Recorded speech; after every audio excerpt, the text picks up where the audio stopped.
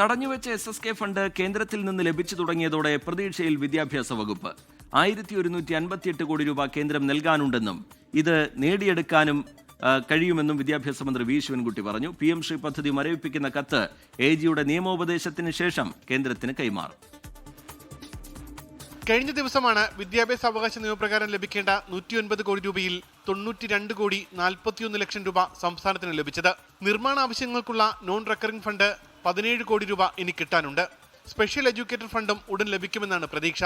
2023-24 കാലഘട്ടത്തിലെ 118 കോടി 58 ലക്ഷം രൂപയും 2024-25 കാലഘട്ടത്തിലെ 513 കോടി രൂപയും 25-26 കാലഘട്ടത്തിലെ 456 കോടി രൂപയും ഇനി ലഭിക്കാനുണ്ട്. ഇത് വിദ്യാഭ്യാസ അവകാശ നിയമപ്രകാരം കുഞ്ഞുങ്ങൾക്ക് അർഹതപ്പെട്ട റിക്കറിംഗ് ഫണ്ടാണ്. നിർമ്മാണ ആവശ്യങ്ങൾക്കായുള്ള നോൺ റിക്കറിംഗ് ഫണ്ട് 17 കോടി രൂപ ഇനിയും ലഭിക്കാനുണ്ട്.